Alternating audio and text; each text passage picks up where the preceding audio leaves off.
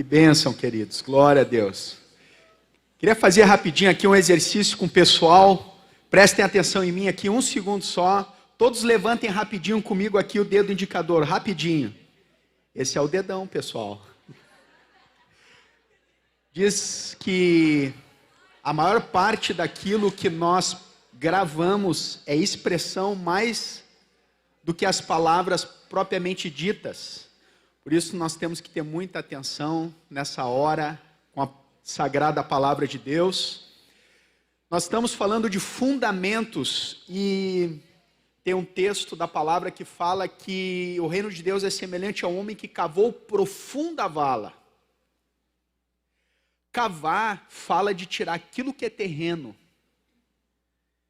E nós precisamos cavar profunda a vala e lançar o sólido fundamento.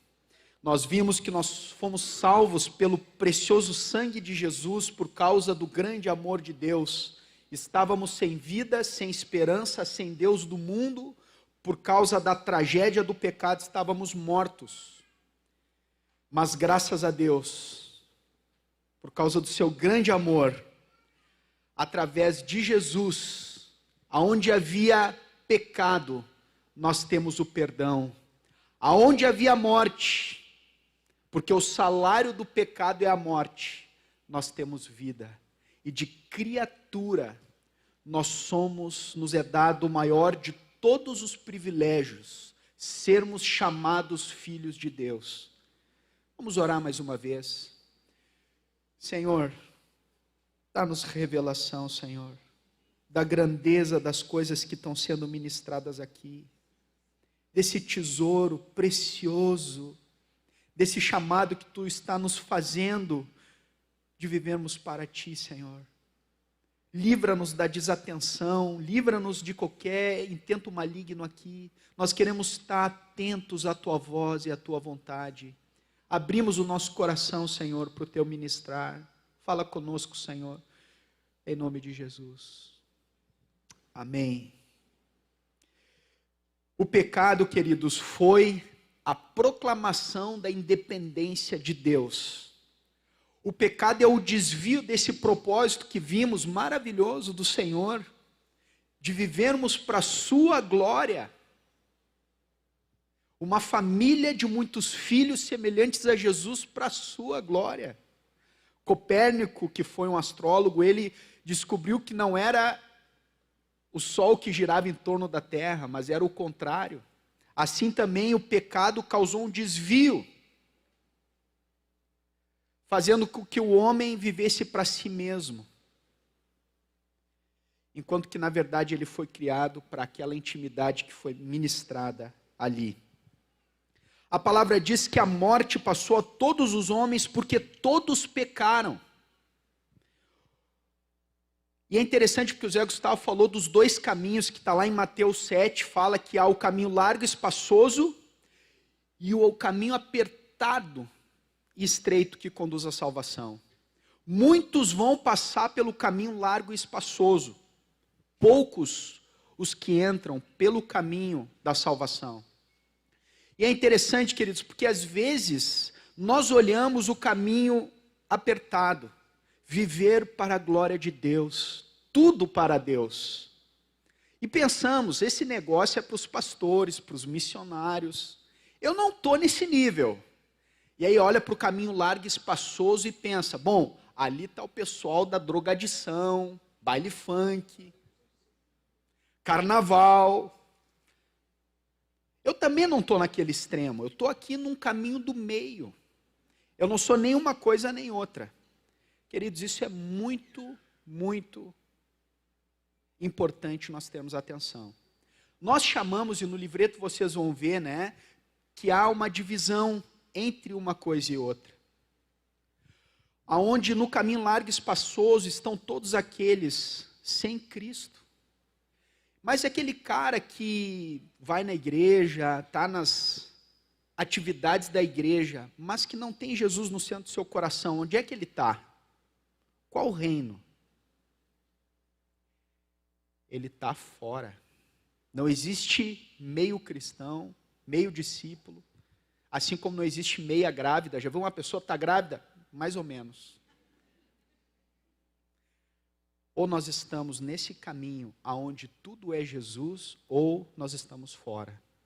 Na verdade, queridos, todos nós nascemos, segundo a palavra de Deus, fora do propósito de Deus. O pecado foi um desvio. Você sabe qual é a origem da palavra pecado? Muitas vezes falamos sobre o pecado, né? Pecado significa errar o alvo. Deus tinha um propósito. E em Adão, toda a humanidade caiu. Saiu fora desse alvo, decidiu viver independente de Deus, decidiu andar e viver da sua própria maneira. Isso é o pecado. Essa é a raiz de todo o mal. Viver fora do plano, do propósito de Deus. E isso, por causa dessa tragédia da queda da humanidade, todo homem nasce no reino das trevas, longe desses caminhos do Senhor. Mas como vimos, o Senhor não desistiu do seu propósito. Mas como então eu faço para sair dessa condição de filho de Adão para filho de Deus? Uma vez nós estávamos falando do Evangelho. É interessante, na época que nós tínhamos a salinha, tinha uma pessoa lá ouvindo sobre Adão e falando desses dois reinos, sobre Adão e Cristo. E aí perguntou, onde é que você acha que você está? Você acha que está em Adão ou está em Cristo? Aí o cara olhou, rapaz, eu sou o próprio Adão. Que bom, quando a pessoa entende que está fora. Porque muitas vezes nós somos tentados a olhar para o nosso comportamento exterior e achar que está tudo ok. Mas não, queridos, todos nascem distantes e fora desse propósito. Mas como então sair do reino das trevas, de Adão, desse cenário de pecado, morte e criatura, para perdão, vida e filhos? Jesus diz algo lá em João 10, 9. Eu sou a porta. Nós vimos ali que Jesus é a porta, né? Porta, ela serve para dividir dois ambientes. E existe uma porta entre o reino das trevas e o reino de Deus. E essa porta é Jesus e nós precisamos entrar por essa porta. E é interessante que Pedro dá testemunho que não existe nenhum nome dado entre os homens pelo qual importa que sejamos salvos, senão o nome de Jesus. Mas quais são os marcos dessa porta?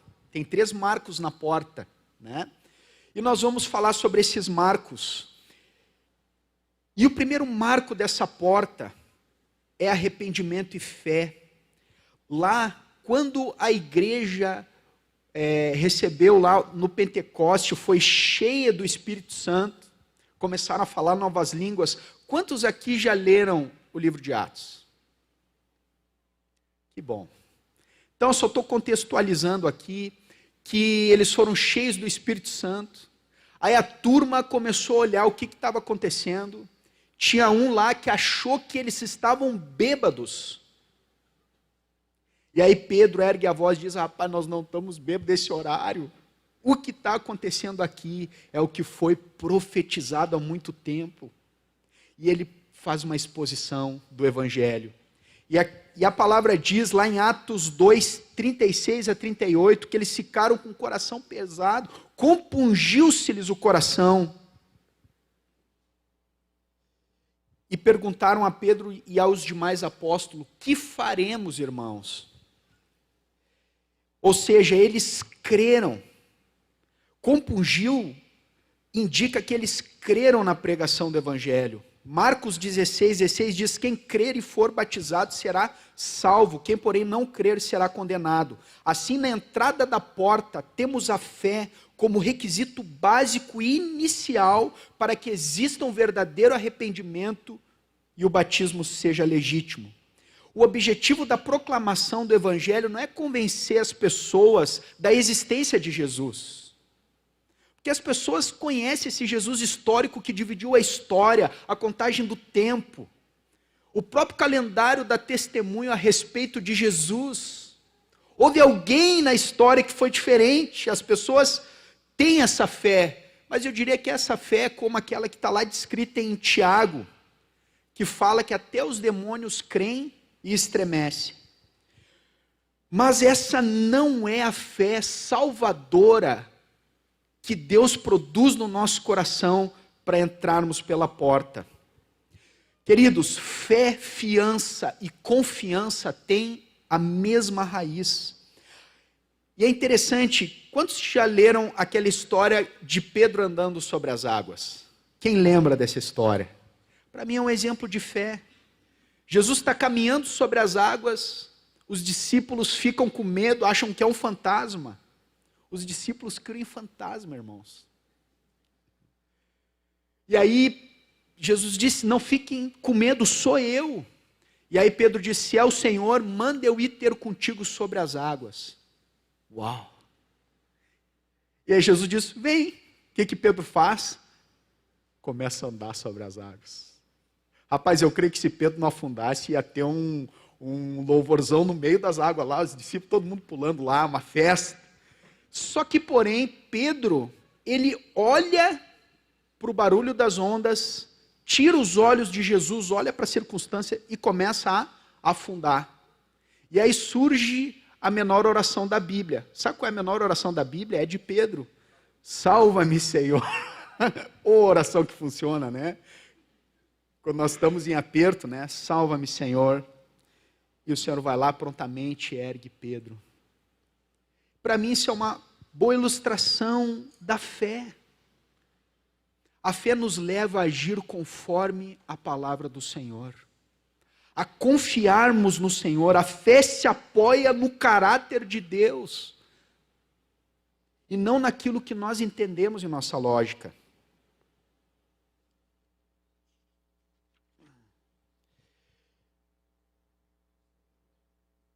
E queridos, o Senhor gera essa fé no nosso coração para confiarmos no Senhor. E é interessante porque, com relação à fé, a palavra diz lá em Romanos 10, 9, se com tua boca confessar Jesus como Senhor, e no teu coração crer que Ele ressuscitou dentre os mortos, será salvo. Não seria mais intuitivo pensar, aquele que confessar Jesus como Salvador será salvo? Por que confessar Jesus como Senhor será salvo? João Nelson vai falar depois melhor sobre isso, mas quando nós temos essa fé salvadora que Deus produz em nosso coração, nós temos plena confiança na soberania, na vontade do nosso Senhor. Senhor na Bíblia é máxima e indiscutível autoridade. É Rei dos reis. Agora Ele me governa. A fé nos leva a confiar totalmente no Senhor. E outro aspecto desse mesmo marco é arrependimento. Queridos, isso é muito importante. Antes eu queria dizer o que não é arrependimento. Remorso não é arrependimento. Sentimento de culpa também não é arrependimento. Tristeza pelo pecado não é arrependimento. Reconhecer e confessar o erro é arrependimento? Todas essas coisas fazem parte do arrependimento. Mas existe um elemento importante, sem o qual todos esses outros elementos não se tornam arrependimento, que é a mudança de atitude. Na Bíblia, arrependimento é metanoia. Um exemplo claro disso é Judas. Quem lembra da história de Judas? Judas, a Bíblia diz que ele ficou tomado de remorso. Ele confessa seu erro, porque ele pega aquelas 30 moedas de prata, chega para o sacerdote, toca neles aquelas moedas, restitui inclusive. Mas o que ele fez com aquilo? Não se fechou o ciclo de arrependimento. Ele foi lá e se matou. Pedro negou o Senhor, ficou triste, muito triste, mas Pedro se arrependeu. O remorso, queridos, aprisiona, o arrependimento liberta. O remorso desemboca na morte, o arrependimento na vida. Tem uma diferença, queridos. Nós precisamos sim ter o remorso, o sentimento de culpa. Essas coisas não podem andar separadas, não é uma frieza. Esse tempo eu estava lendo lá em Gênesis, quando diz que Deus se arrependeu de ter feito o homem, quando Ele viu o coração do homem, em Gênesis 6, a degradação do gênero humano, quando ele olha aquilo que ele criou para que fosse santo, vê se perdendo, ali tem um termo que Deus se arrependeu de ter feito o homem, eu fui ver no original, é um profundo pesar no seu coração de ver o pecado. O arrependimento, queridos, nos leva a essa mudança que está lá em Lucas 14:33, que diz assim: aquele que não negar a tudo quanto tem, não pode ser meu discípulo. Pode ir na igreja, participar das coisas, mas para ser discípulo, temos que negar a tudo. Não apenas os atos e atitudes exteriores. E nós temos uma figura de uma árvore no nosso material, né? A árvore como sendo pecado, e os frutos dessa árvore, mentira, engano, imoralidades, todos esses frutos vêm da raiz. E Jesus diz que já está posto o machado à raiz das árvores. O homem não é pecador porque peca, mas peca porque é pecador. Vou repetir, o homem não é pecador porque peca. Ele peca porque ele é pecador, ele frutifica isso. E o Senhor quer arrancar pela raiz do nosso coração o pecado.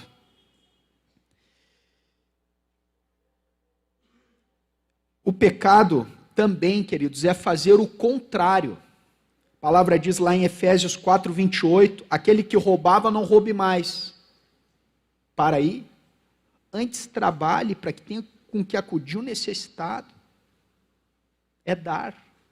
Aquele que mentia não minta mais. Para aí, agora falhar. Por isso usamos o termo conversão.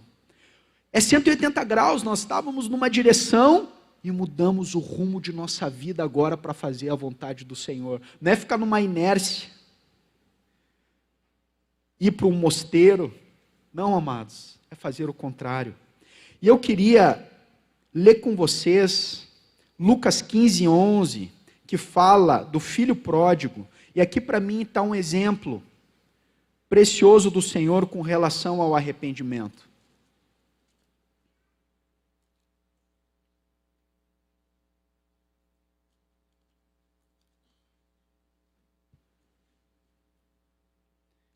Que palavra é essa, pródigo, né? Quem é que sabe o que é pródigo? Filho pródigo. E se eu disser para vocês, que aprendi com o vô Moisés, que essa palavra pródigo, ela fica mais adequada ao pai do que ao filho. Você sabe que é pródigo? Nós vamos ler a história, depois nós vamos voltar. Se eu me esquecer, vocês me lembrem sobre o que é pródigo. Mas vamos ler aqui.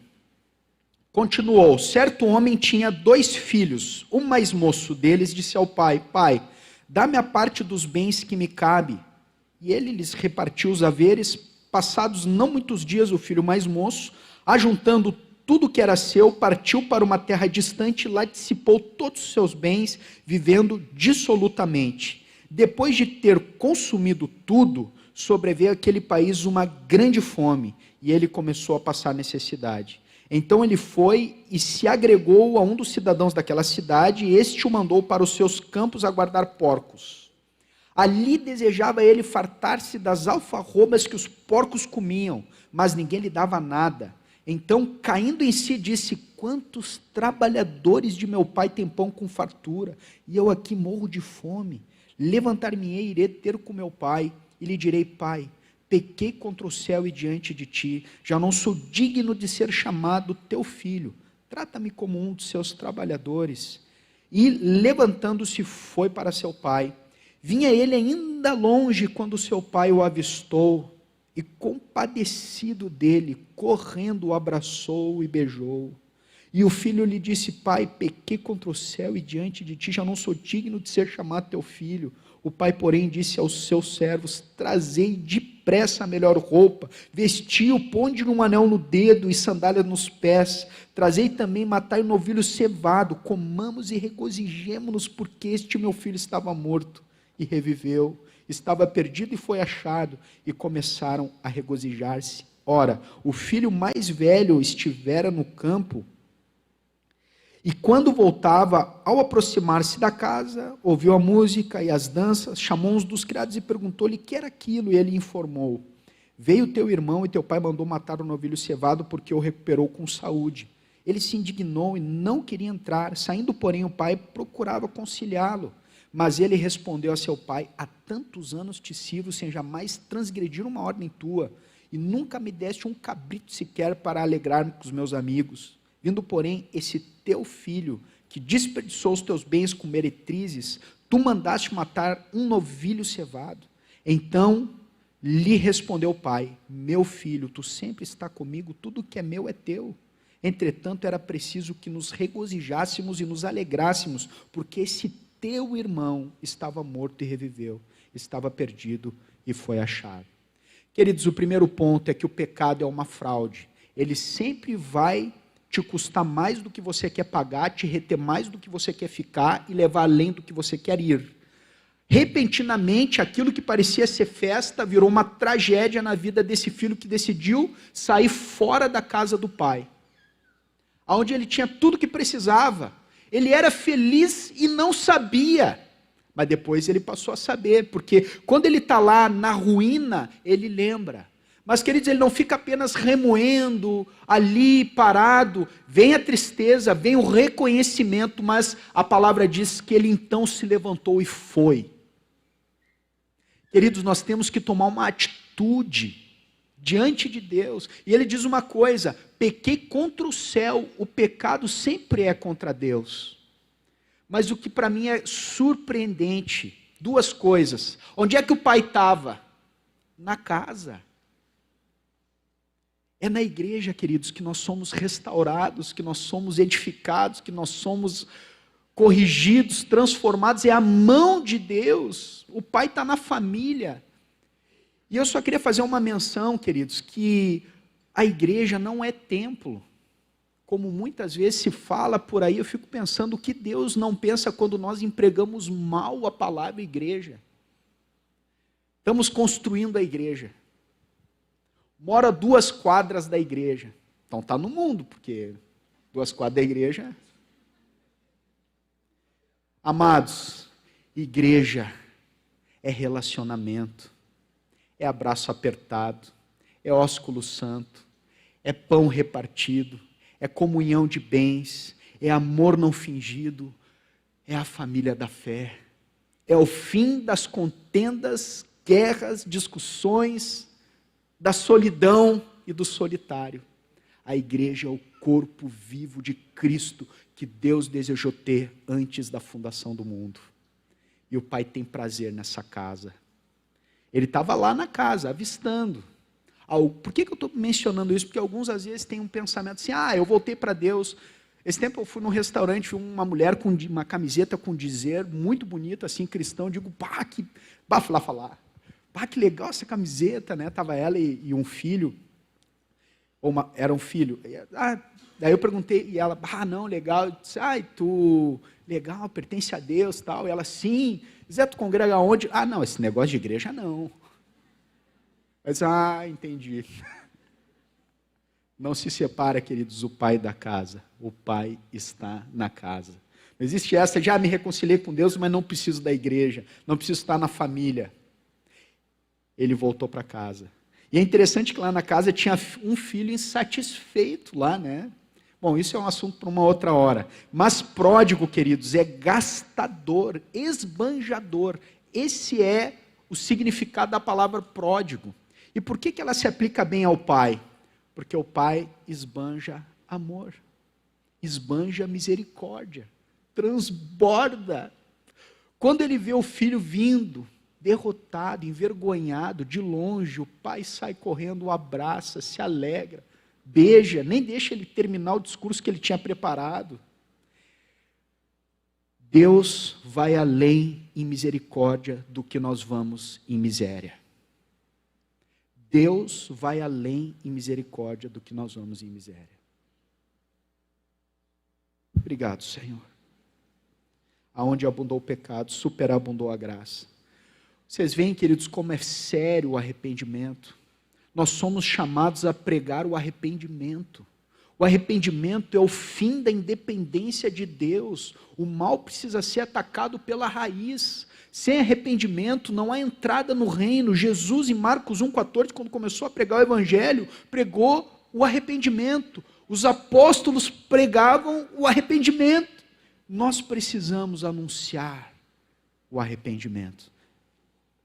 Outro marco da porta: batismo. Qual foi o primeiro marco que nós vimos da porta aqui?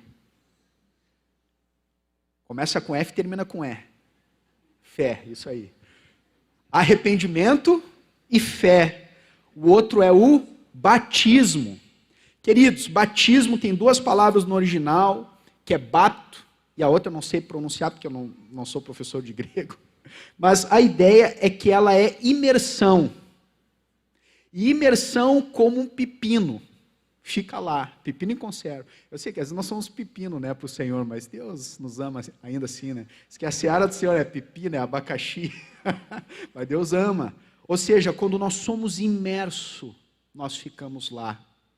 O elemento é a água, o batismo é em Cristo. Então vamos ver melhor um pouco sobre o que é de fato batismo. Queridos, nós temos que sair daqui sabendo o que é batismo. Amém? Quando te perguntarem o que é batismo, o que a Bíblia diz, vocês vão saber dizer. Isso é importante, queridos. Muitos que são batizados não sabem o que é batismo. Não responda, mas você sabe um texto sobre batismo ou o que é o batismo? Então vamos lá, vamos abrir em Romanos, capítulo 6, versículo 4.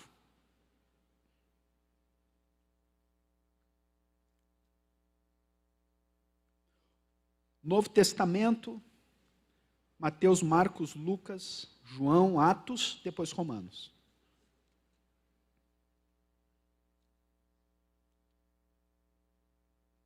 Capítulo 6, o número grande.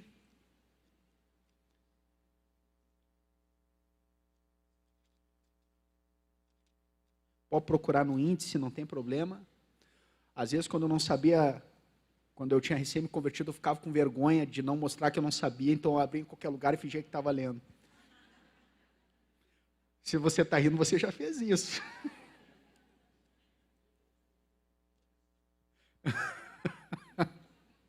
Principalmente nos profetas menores, né? E eu abria e passava, Naum, Jonas. Capítulo 6, versículo 4, diz assim: fomos, pois, sepultados, grava essa palavra, com ele na morte pelo batismo, para que como Cristo foi ressuscitado dentre os mortos pela glória do Pai, assim também andemos nós em novidade de vida. Batismo é sepultamento do velho homem. Pedro, ele faz uma figura do dilúvio com batismo. Quem lembra da história da Arca de Noé, do dilúvio? O que ficou embaixo das águas? O velho mundo, o pecado. Então, o batismo é o sepultamento do velho homem. E claro, quando nós sepultamos, nós temos que a vida toda continuar lançando terra em cima, senão vem de volta, né? Eu brinco até que tem que enterrar de cabeça para baixo. Mas é sepultamento. Para quê? Morre o velho homem. Para que assim como Cristo ressuscitou dentre os mortos, ou seja, eu estou me identificando com Jesus em sua morte e na sua ressurreição, para andar em novidade de vida pela glória do Pai. Segundo ponto importante do batismo, Gálatas 3, 27. Pouco mais para frente, depois de Romanos, nós vamos ter 1 e 2 Coríntios, aí já vem Gálatas.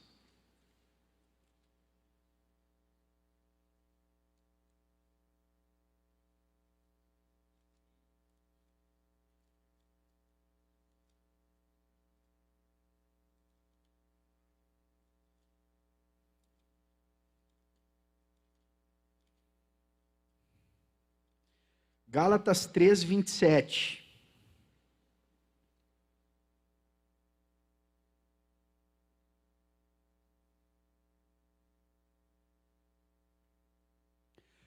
Mas, aqui, porque todos quantos fostes batizados em Cristo, de Cristo vos revestistes. Eu amo quando os cariocas leem esse texto, né? Porque todos quantos fostes batizados, meus amigos carioca, né? De Cristo vos revestistes. Ou seja, queridos, nós somos colocados em Cristo Jesus. E o Pai olha e vê Jesus, como se eu aqui, a Bíblia fosse o Senhor, e aqui meu dedo, eu sou colocado em Cristo, não sou mais visto, é tapado as minhas imperfeições, eu sou imerso no Senhor e no seu corpo. Então, queridos, quando nós falamos de batismo, nós falamos de sepultamento e nós falamos de revestimento. Agora, por toda a palavra, nós vamos ver o batismo junto com o arrependimento. Por isso nós não batizamos crianças. Se alguém tem dúvida quanto a isso, sempre que você for ler na palavra, você vai ver o batismo junto com o arrependimento. Uma criança, ela ainda não tem o senso do arrependimento, nós não podemos decidir por ela, embora às vezes eu tenha vontade, a minha filha está com 6, vai fazer 7 meses, dá vontade de a batizar. Mas ela um dia vai precisar tomar a decisão dela pelo Senhor. Por isso que nós não batizamos crianças. Depois observa, sempre tu vai ver batismo linkado com arrependimento e fé. Queridos, está claro? Batismo no Espírito Santo é o outro marco da porta. É interessante, lembra aquele texto de Atos, quando aqueles homens que ouviram a pregação do Evangelho de Pedro, e eles ficaram tocados nos seus corações, eles perguntam para Pedro e para os apóstolos, que faremos, irmãos? Pedro responde, e essa é a maior urgência de todos os homens, arrependam-se, cada um de vocês sejam batizados e vocês receberão o dom do Espírito Santo. 2 atitudes nossas e uma promessa. Primeiro eu quero ressaltar que o Espírito Santo é um dom, é um presente, é uma dádiva imerecida. Não há nada que nós possamos fazer que nos torna merecedores do Espírito Santo. Mas eu queria dizer primeiro quem é o Espírito Santo. Uma vez eu fui pregar o Evangelho para um cara que está fumando baseado. E aí nós chegamos, eu e o irmão chegamos perto e ele chegou, nos olhou, mas que energia é essa? Era o Espírito Santo, estava junto ali, já foi o gancho para pregar o Evangelho. Mas, queridos, o Espírito Santo não é uma energia vaga, um poder solto, algo assim místico nesse sentido. Deus, o Pai, está sentado no trono do universo. Ele está em todo lugar, mas Ele está no trono do universo. Sua presença está concentrada lá. Jesus está em todo lugar, mas agora Ele está à destra da majestade. E quem opera na terra é a terceira pessoa da Trindade, que é o Espírito Santo. Como é importante, queridos, nós entendermos esse relacionamento com o Espírito Santo. Eu tenho buscado cativar isso, não me esquecer disso. Desde quando eu estou vestindo uma roupa, andando de carro, o Espírito Santo. Sabe um dos nomes do Espírito Santo? Paráclitos, aquele que se coloca ao lado. Você sabia que o Espírito Santo está com você aonde você vai? Seu trabalho, no seu quarto, aonde você está, Ele está lá. Aliás, queridos, é Ele quem trouxe vocês aqui. Ele quem opera essa obra de salvação, de arrependimento, Ele faz toda essa obra. Ele nos conduz a Cristo. Quando nós nos convertemos, por exemplo, os discípulos, em João, a palavra diz que Jesus soprou o Espírito neles, eles tinham o Espírito Santo. Mas por que no Pentecostes existe essa palavra que eles foram cheios do Espírito Santo? O melhor termo, nós temos aprendido que é batismo no Espírito Santo, como batismo nas águas. E eu gosto de uma ilustração que o vô Moisés dava, que o vô Moisés é o nosso antigo pastor que faleceu, o nosso ancião, e ele dizia assim, quando eu tomo o copo da água, eu tenho a água, mas quando eu me lanço na piscina, a água me tem.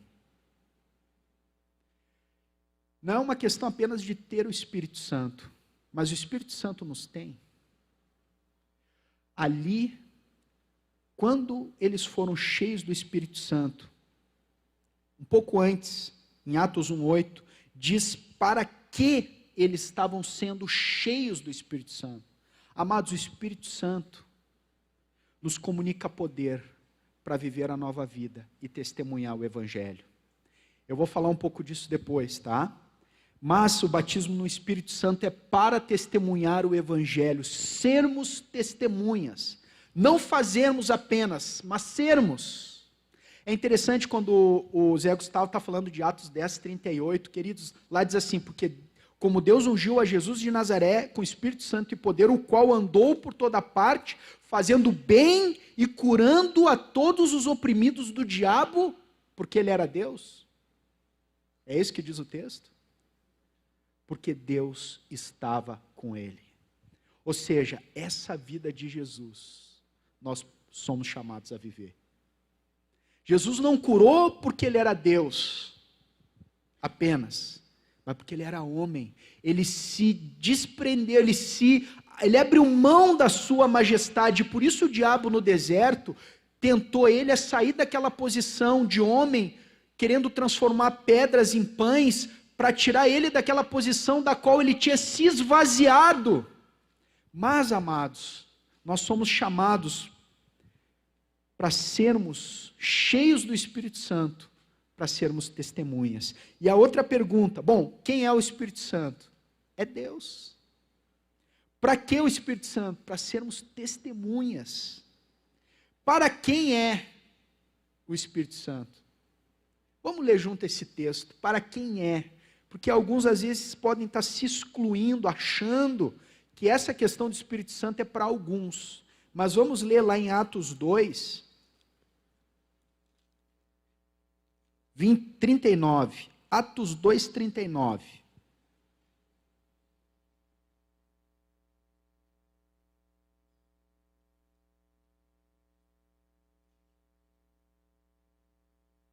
Em seguida daquilo que ele tinha falado da porta do reino, Atos 2, 39. Ele está falando aqui do Espírito Santo, diz assim, pois para vós outros é a promessa, para os vossos filhos e para todos. Repita, vamos repetir juntos a parte. Vamos ler junto o texto. Pois para vós outros é a promessa, para vossos filhos e para os que ainda estão longe, isto é, para quantos o Senhor nosso Deus chamar. É para todos, queridos, quantos o Senhor nosso Deus chamar. Quantos aqui são chamados? Foram chamados por Deus? Todos nós. Então o Espírito Santo é para todos vocês. Vocês creem nisso, amados? Isso é motivo de grande alegria. Poder do alto. Poder ilimitado. Poder para curar enfermos, para expelir demônios. Poder para viver a nova vida do Evangelho. Poder para ser santo, para obedecer às novas leis desse novo reino. Poder.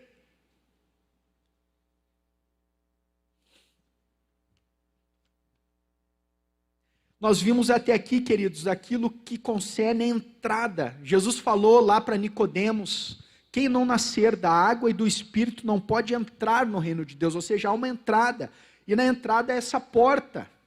E quando nós passamos por essa porta, nós somos livres da condenação do pecado. Mas há um caminho, aonde nós estamos sendo livres do poder do pecado sobre nós. Ou seja, há um processo de santificação. Em Filipenses diz para nós desenvolvermos a nossa salvação. Como, queridos? Através do Espírito Santo. A palavra diz que Cristo em nós é a esperança da glória. Essa vida nova só pode ser vivida pelo Espírito Santo. Não é na nossa força, amados. O Espírito Santo é que abre os nossos olhos para ver a beleza do reino de Deus. Quando eu fui cheio do Espírito Santo foi onde eu passei a ter fome da Bíblia, fome de orar, fome de comunhão, deixei de ser aquele crente que tem que ser arrastado. Hoje eu preciso ser freado. Eu prefiro ser freado, é melhor tu frear quem está correndo do que tu empurrar quem está parado. Isso é só opinião, não está na Bíblia, tá, irmãos? Mas quando nós somos cheios dessa presença, amados, as coisas terrenas perdem o brilho e o valor. O entretenimento não passa a ser mais o nosso refúgio, o nosso prazer passa a ser Jesus. E nós passamos a buscar, Senhor, que mais eu posso fazer para te agradar? Tomar a cruz, dar essa cruz aqui. Não é gemendo, queridos, é vibrando com alegria. Tem uma frase do John Wesley que diz assim: a conversão tira o cristão do mundo, a santificação tira o mundo do cristão. É um processo de Deus de santificação na nossa vida. Nós estamos sendo livres no caminho do poder do pecado. Quando tu pergunta para um corredor, qual é a parte mais importante da corrida? Quantos aqui correm? Eu vou baixar meu braço, que eu precisaria correr. E vocês também, pelo jeito. Qual é a parte mais importante da corrida? É toda a corrida. É o início. É a corrida, o caminho, é a chegada. Tudo é importante. Por isso, queridos, é importante nós perseverarmos nesse arrependimento. Esse arrependimento nos acompanha a vida toda. Vou dar um exemplo. Antes, quando eu morava com a minha mãe, está ali também, né? Às vezes ela dizia lá, filho, leva o lixo da casa. Eu ia lá, aí reclamava, né? De vez em quando, quer dizer, antes era quase sempre, né? Raios e trovões, escorpiões, jogo da velha, já viram aqueles nos... Ia reclamando, ia lá, levava o lixo, batia a porta, blum, ia para o meu trabalho e não estava nem aí. Me esquecia em seguida. Quando eu me converti, às vezes acontecia. De eu reclamar, murmurar, batia a porta. Mas quando eu saía, o Espírito Santo, opa, o que é isso? Meu coração pesava. Eu chegava em casa e dizia, mãe, me perdoa pelo que eu fiz. Agora eu tenho uma nova vida. E me arrependia. Não que na conversão me tornei perfeito. Eu estou sendo aperfeiçoado. Amém? Esse é o caminho. Mas, queridos, eu quero ir encerrando, dizendo, lembrando do alvo. Nós falamos de arrependimento e fé. Para que arrependimento e fé? Nós não podemos correr. Bom, quem mira no nada, acerta em cheio. Queridos, nós somos criados para sermos santos, para sermos conforme Jesus. Lá em Romanos diz isso. Lá em Romanos 8:29 diz que nós somos predestinados para ser conforme a imagem do seu Filho. Em Efésios 1:14 diz assim, que Deus nos escolheu antes da fundação do mundo para sermos santos. Santo significa ser separado do pecado, consagrado a Deus. Santo é amar ao próximo, não insultar, não ofender, não roubar, não mentir, não fazer sexo fora do matrimônio e nem antes do matrimônio, é andar na contramão do mundo, não falar mal dos outros, não desrespeitar aos pais, não guardar rancor, é fazer com o máximo empenho e diligência o seu trabalho, é não aceitar suborno. Não significa ser perfeito, mas querer ser perfeito. Se um santo peca, ele confessa. Se ofende, pede perdão. Se ofendido, ele perdoa. Santo é aquele que ama a Deus e obedece os seus mandamentos com alegria e fé. Se importa com a dor dos outros, consola os tristes, visita os enfermos. Esta é a igreja que Deus desejou. Não basta sermos evangélicos. Precisamos nos tornar discípulos.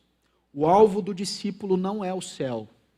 tem algo que é mais glorioso que o céu. O que é mais glorioso que o céu? Jesus, irmãos. Ele é maior que o céu. A glória do céu é Jesus. E nós somos chamados a entrar por essa porta que é Cristo. Caminhar no caminho que é Jesus. Rumo ao alvo que é Ele mesmo. Ele é o centro de todas as coisas. Alguém tem alguma dúvida, amados? Esse é o momento, estão todos os pastores aqui, né?